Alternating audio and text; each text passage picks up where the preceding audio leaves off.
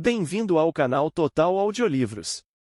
O Ego e o ID e outros trabalhos de Sigmund Freud. Neurose e Psicose, 1924-1923. Nota do editor inglês. Este trabalho foi escrito durante o final do outono de 1923. Constitui uma aplicação de nova hipótese apresentada em O Ego e o ID à questão específica da diferença genética entre neuroses e psicoses. Esse mesmo debate foi levado adiante em outro artigo, escrito alguns meses após o atual, A Perda da Realidade na Neurose e na Psicose, em 1924 e, página 205, adiante. As raízes do assunto já haviam sido postas em debate por Freud na seção terceira de seu primeiro artigo sobre The Neuropsychoses of Defense, em 1080-94.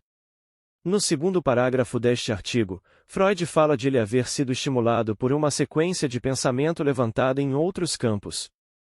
Parece provável que estivesse referindo-se a um trabalho sobre a psicanálise da paralisia geral, da autoria de Holose e Ferenczi, 1922, que acabará de aparecer, e ao qual Ferenczi contribuíra com uma seção técnica.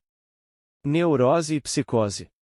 Em meu trabalho recentemente publicado, O Ego e o ID, 1923b, propus uma diferenciação do aparelho psíquico, com base na qual determinado número de relacionamentos pode ser representado de maneira simples e perspícua.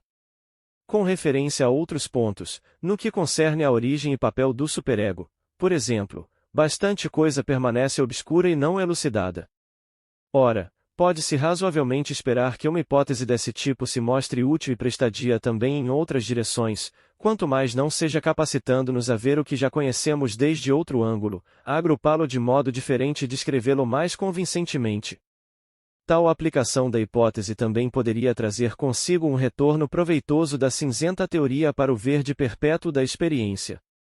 No trabalho que mencionei, descrevi os numerosos relacionamentos dependentes do ego, sua posição intermediária entre o mundo externo e o ID e seus esforços para comprazer todos os seus senhores ao mesmo tempo.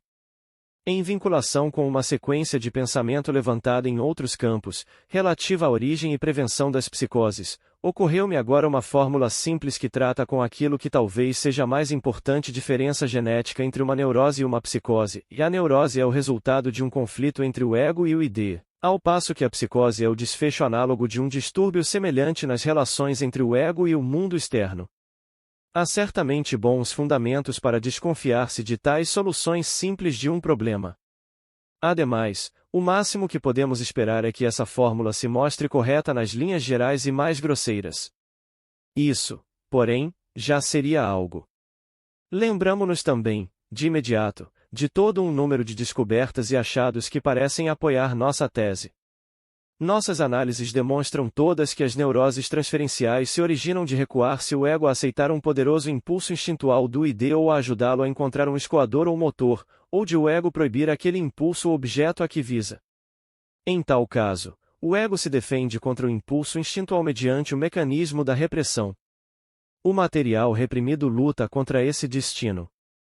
Cria para si próprio, ao longo de caminhos sobre os quais o ego não tem poder, uma representação substitutiva, que se impõe ao ego mediante uma conciliação, o sintoma. O ego descobre a sua unidade ameaçada e prejudicada por esse intruso e continua a lutar contra o sintoma, tal como desviou o impulso instintual original. Tudo isso produz o quadro de uma neurose. Não é contradição que, empreendendo a repressão, no fundo o ego esteja seguindo as ordens do superego, ordens que, por sua vez, se originam de influências do mundo externo que encontraram representação no superego. Mantém-se o fato de que o ego tomou partido dessas forças, de que nele as exigências delas têm mais força que as exigências instintuais do ID, e que o ego é a força que põe a repressão em movimento contra a parte do ID interessada e fortifica a repressão por meio da anticatexia da resistência.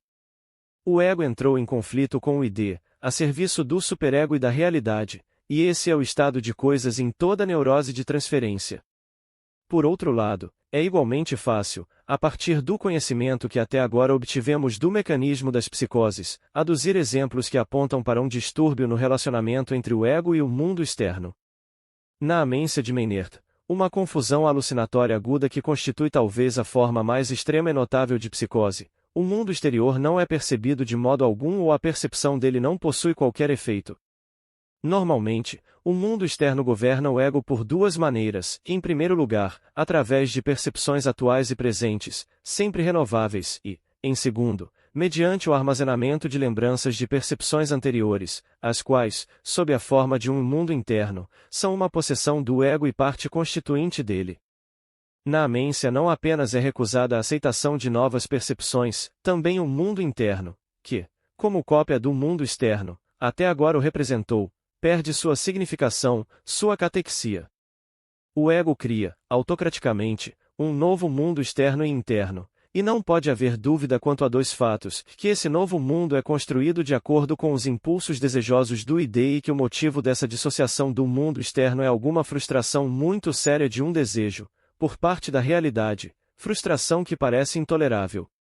A estreita afinidade dessa psicose com os sonhos normais é inequívoca. Uma precondição do sonhar, além do mais, é o estado de sono, e uma das características do sono é o completo afastamento da percepção e do mundo externo. Sabemos que outras formas de psicose, as esquizofrenias, inclinam-se a acabar em uma hebetude afetiva, isto é, em uma perda de toda a participação no mundo externo.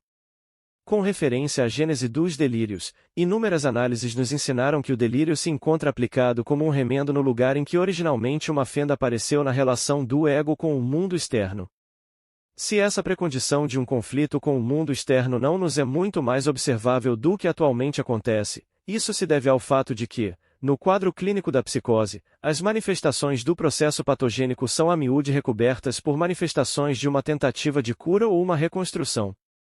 A etiologia comum ao início de uma psiconeurose e de uma psicose sempre permanece a mesma.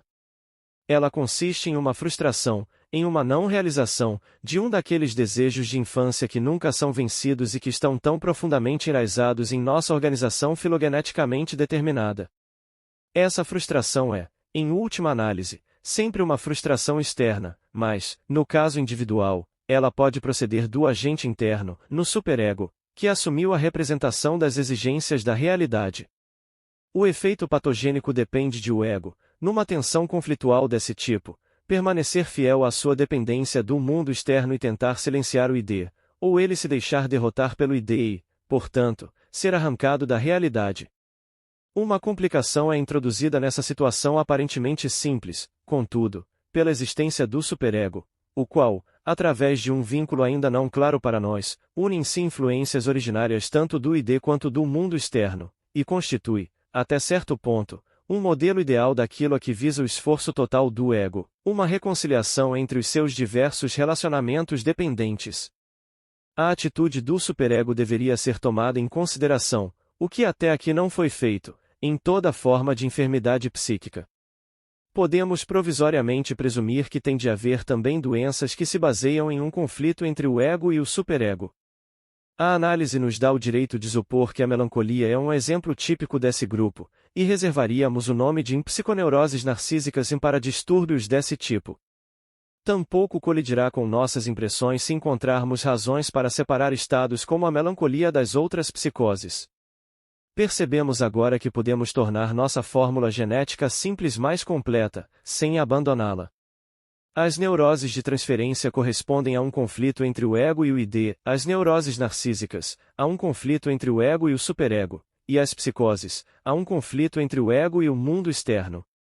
É verdade que não podemos dizer imediatamente se de fato com isso lucramos algum conhecimento novo, ou apenas enriquecemos nosso estoque de fórmulas. Penso, porém, que essa possível aplicação da diferenciação proposta do aparelho psíquico em um ego, um superego e um id não pode deixar de dar-nos coragem para manter constantemente em vista essa hipótese.